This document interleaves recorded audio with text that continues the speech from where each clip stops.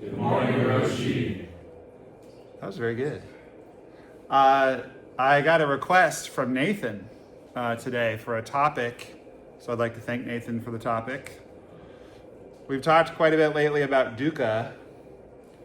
Who remembers what dukkha is? You can just shout it out. Suffering or dissatisfaction, discomfort. Right. So there are four noble truths that the Buddha espoused. Does anyone remember what the second one is? Dukkha is the first one.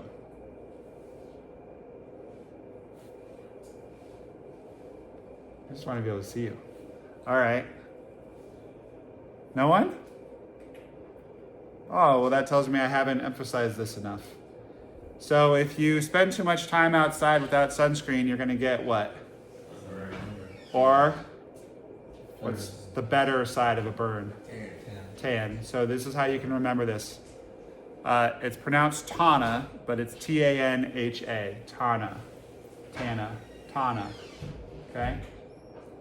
So Tanha is thirst, craving, desire.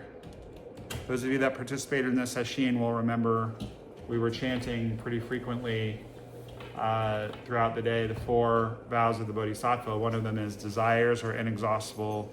I vow to put an end to them. Sometimes it's translated attachments are inexhaustible.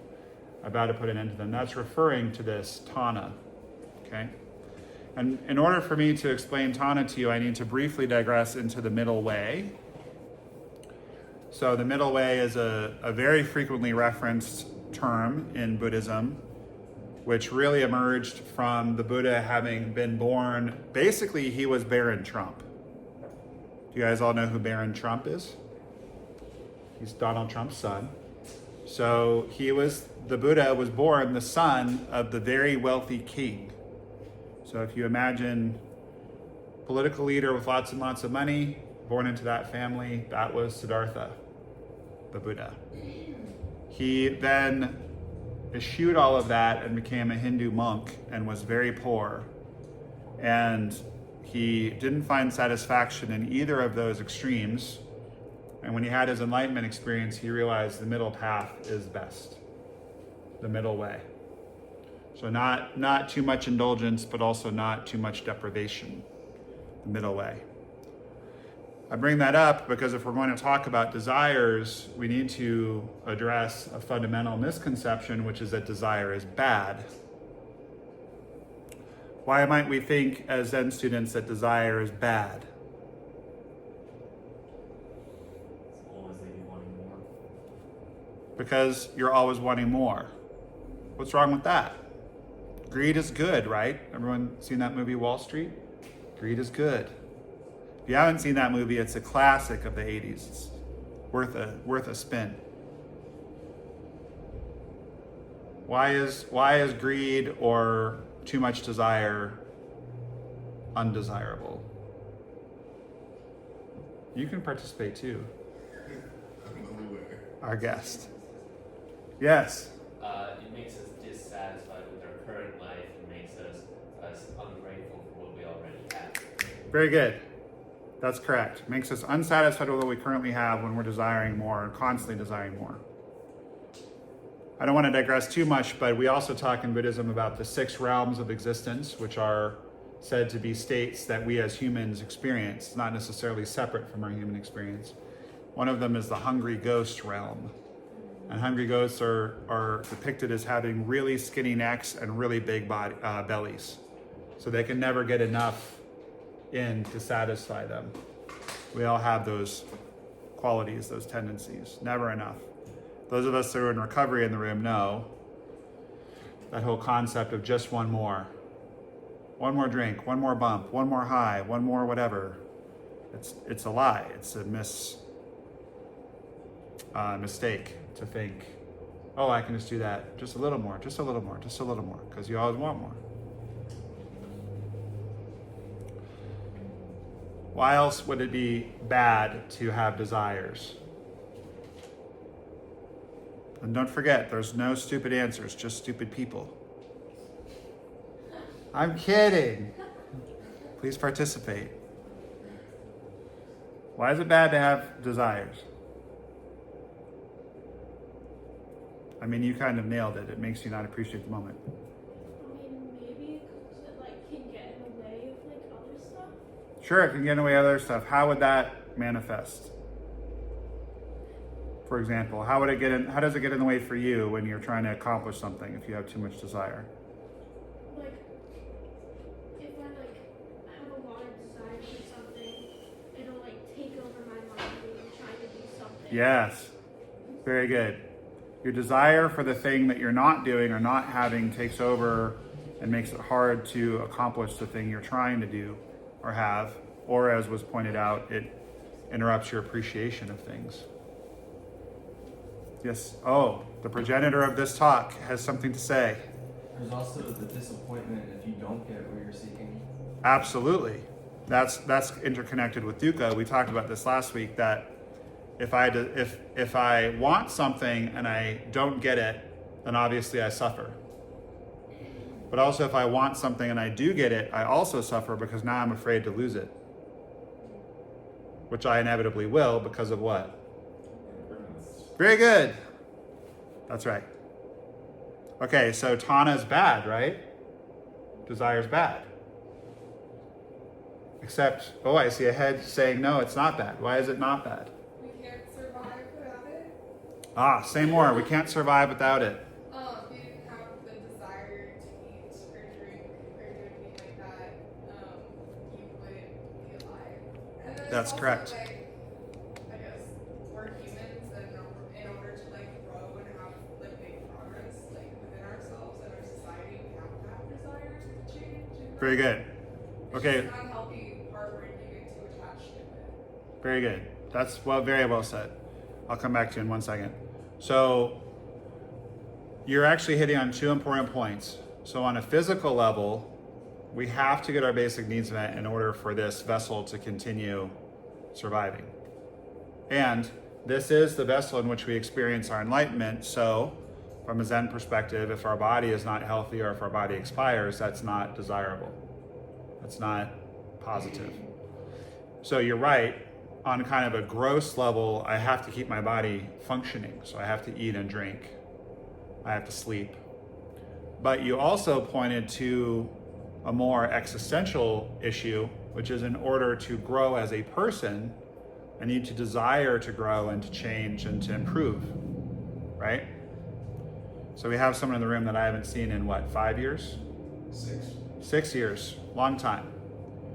So he commented when he came in that I did not have my very, very extra fancy bib last time he was here, right?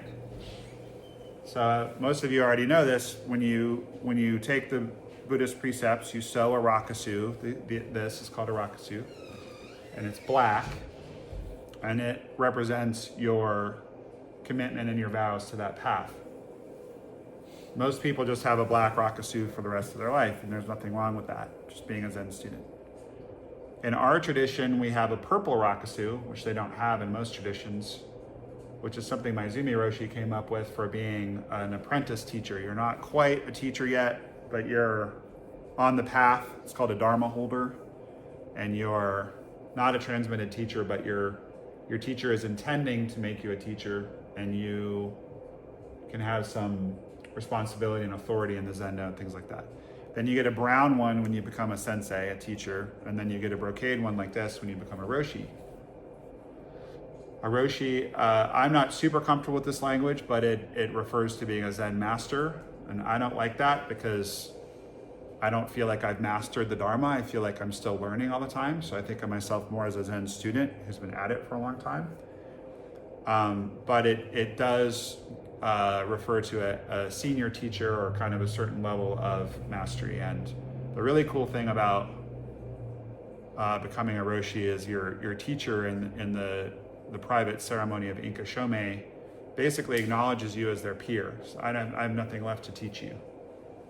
So I think Daishin still has things to teach me, but he's basically saying, we know the same amount at this point. You are my peer.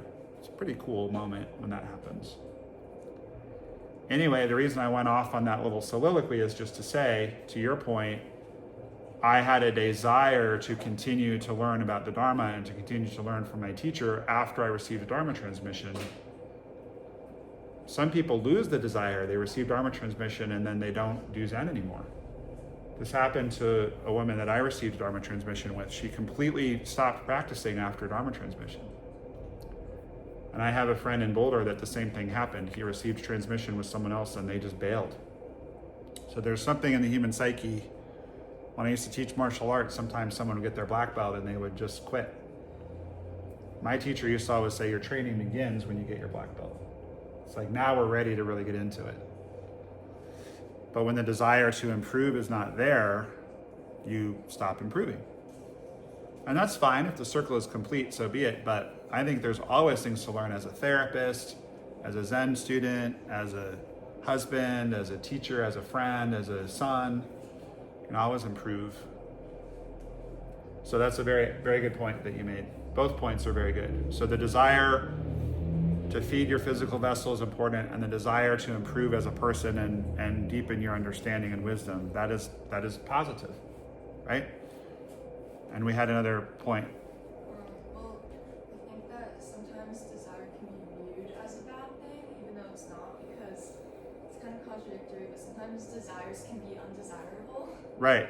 Like, we can't necessarily, we don't have utter control, ultimate control over our desires. Right. So sometimes if we feel that they don't align with our values, just because they're our desires, they don't define you as a person and who you are. So it can be like, you can get shame and guilt over your desires. Like, these desires are undesirable. Right. You know? So I feel like it can be something that you don't want to desire, and then it can feel like a really negative thing. Right. The desire to not have desires can become very difficult to deal with because it is our nature to have desires. So that's what you become, what I call a Zen robot, where you're going through life with very, very erect posture and you're very mindful all the time and you're going, I'm not attached to whether you choose to be my friend. Namaste. Like, well, of course I'm attached to him being my friend. We're very close. We've known each other a long time. And I very much want Ryan to be my friend, right? It's ridiculous. So there's this bypass that happens where we're like, we're human and we want to become, some different kind of human that is less involved with suffering and less involved with desires. But instead of going through that difficult human journey to get to that place, we want to go around it. Call that spiritual bypass. So people I pejoratively refer to as Zen robots, I actually have a lot of compassion for them because they're just trying to bypass all the work. And we also talked about this last week. The ironic thing about Dukkha, as well as Tanha, is that you cannot completely eliminate it. You just can't. And if you try, you're going to have more what? That's right, you're going to have more dukkha. If I try to get everything exactly the way I want it, I'm just going to be constantly frustrated. Am I happy that my two favorite baseball players hit home runs in the All-Star game last night? Yes, extremely. It was very fun to watch that. But is it a problem that I was happy that it happened, that I desired for it to happen? No. If they had not hit home runs, if I'd kicked in the TV and screamed and yelled at my dogs and Marine about it, would that have been a problem? Yes. So that's being too attached, too in your desires, right? So this comes back to what I was talking about at the beginning of the middle way. So if it is of your nature to suffer and if it's of your nature to have desires, then trying to get rid of it is not super bright. So this leads us to the third noble truth, which is that there's a way to reduce our desire and therefore our suffering. And then the fourth noble truth is the Eightfold Path, which is how to do that, which if you guys would like, I'd be happy to give a talk about next time. But it's basically a way to live your life so that you are not generating more desire and more suffering all the time. Does that sound like something you guys would be interested in hearing about? Yeah. Less desire, less suffering sounds like kind of a good deal, right? Yeah, maybe we should talk about that. Well, now I know what I'm talking about next week, so that's a relief.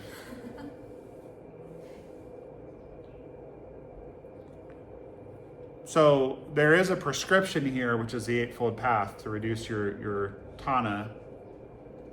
I will just say, though, that as a general rule, and this is just a Josh thing, this is not necessarily a Zen thing, but my opinion is that if you can have kind of a middle way attitude about the first two noble truths, that is optimal, just based on my experience. Because sometimes I go several days without being aware of any dukkha. I'm sure it's there, but I'm not aware of it.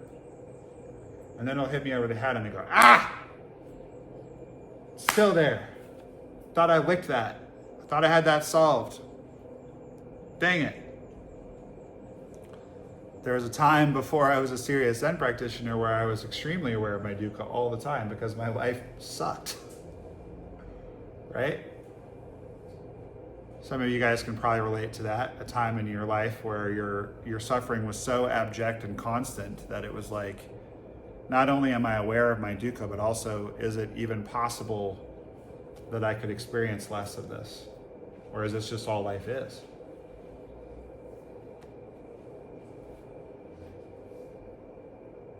Same with Tanha.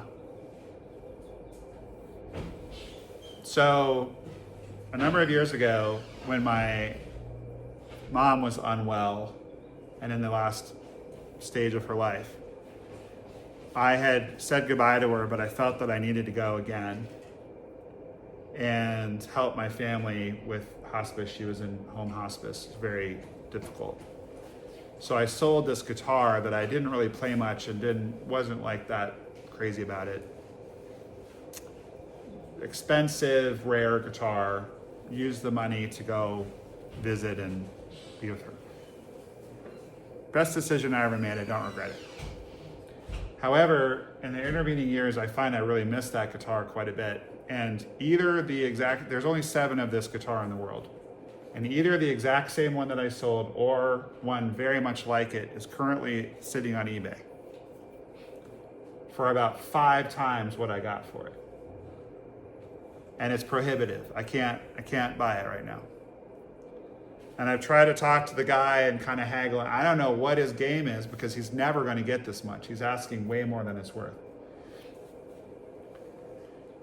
I don't know if he thinks maybe if he holds out he'll get it, or if he's just trying to playing a long con and get me and a bunch of other people all lathered up so that eventually we'll pay more than it's worth, but not quite that much. I don't know. But I really want to get that guitar back. If I never get it back, I still made the right decision because that time with my mom at the end is priceless. And with my dad and my sisters, you know. But I'd sure like to have it. And I'm well aware that once I have it, I'll be really happy for a hot second and then I'll kind of forget about it. It'll just be another guitar hanging on my wall. I see a few nodding heads. We can all relate to this, right? I have to have the thing. And then when we have the thing, we're like, I still don't feel 100%. Still suffer. Now I'm craving something else. I remember one time when I was young, I realized that I had everything I really wanted. I had a Jose Canseco rookie card. I had a cool bike. I had friends. And I was like, you know, Tetris is coming out on the Nintendo. Once I get Tetris, I won't want anything. I think I was about 12, 13, 14, somewhere in there. 12, must have been 12. This was my first experience of really seeing the truth of Tanha. Because I got it, and then after a while I wanted something else. And I remember I clocked it in my little young brain. I was like, oh, it seems like I just now want more things. That is the nature of the beast. I'm pretty sure if I can get this guitar back, I'll never want anything again. Pretty sure. I think that'll complete everything. But it's just holding that paradox lightly of like, yes, it's okay to want and desire things, and it's not going to change the fact that you suffer. Many of you in this room, I'm sure, are thinking about leaving Red Mountain. It's a good and noble goal to want to graduate from this program. Hopefully I'm speaking only to the students, not the staff. The staff, you should stay here forever. It's the best job you'll ever have. We have someone to my immediate right who's about to get her master's degree. Next month, right? Yeah. Big deal. Congratulations. I got that master's degree from that same place. It's not easy. There's kind of this, it's good to want that, and then you manifest it. And you guys are all sitting right now in a manifestation of a desire that Marina and I once had to create this place. There's nothing wrong with desire. What's wrong with desire is when you are a slave to it, when you are run by it, when you're not even aware of it, and it's running your actions and causing you pain and problems, and those you love pain and problems. So I don't want you to try to eliminate it, just to be more aware of it, and just to be kind of like lightly, in a bemused way, holding this paradox of like, yeah, I really want that thing, and probably when I get it, I'll still have suffering. But maybe my life will be better. See this happen all the time. People get married. Oh, as soon as I get married, I'll be happy. But the married people in the room can tell you that sometimes being married is very frustrating. I mean, for them, not for me, because I'm married to the goddess. But, you know, sometimes it's frustrating. Or you think, oh, I just want to have kids. And I adore my son. He hung the moon as far as I'm concerned. And right now I'm a little frustrated with him because there were some bills that were getting sent to him that he claims never to have seen. And perhaps he didn't see them before he threw them in the trash. I don't know. But I got a letter about it from an attorney. And I don't like getting letters from attorneys. Now I have to deal with the attorney. And it's all my son's fault. So the source of my love and joy, my son, is causing me dukkha. Right? Whatever the thing is. I mean, now you're a therapist and you have a master's degree. Congratulations, but now you have to deal with all these clients. You didn't have to worry about that a few years ago. Right? You wanted my job, now you have it. Good job. Thank you. You got headaches I don't have. And I don't want. Yeah. So, good for you. Congratulations, I'm sorry. Right? When my teacher handed me this rakusu, now understand, he's a very irreverent person. So it wasn't like, and now you have ascended to the rank of Zen Master and we are peers. I'm so proud of you. I love you. Here you go. He literally looked at me and goes, good luck, and shoved it in my face. Because it's not always easy having this responsibility to teach the Dharma, carry on the Dharma. I love it. Sometimes it's not always easy.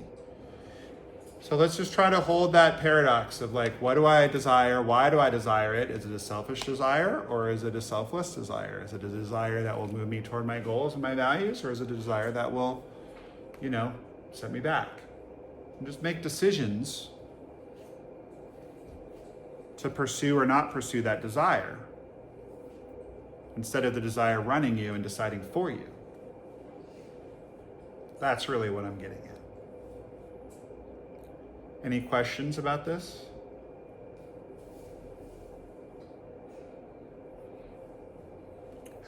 Oh yes, we have a question.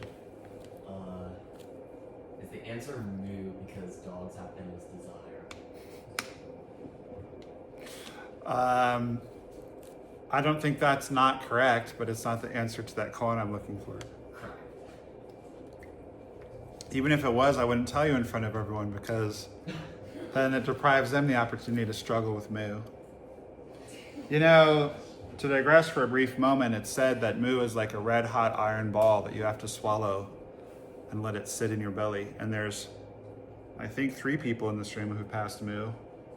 And I would never deprive you of the struggles they went through to see this koan. 4 actually, because I passed it as well about 1 million years ago. Back in the year, I don't know, 1998 or 99. 2130 Arapahoe Avenue, Boulder, Colorado. All right. Any other questions? Have I satisfied your desire for a talk about desire? Indeed. Good. All right, everyone. Like, comment, subscribe. I hope you all have a wonderful rest of your day. Thank you for being here.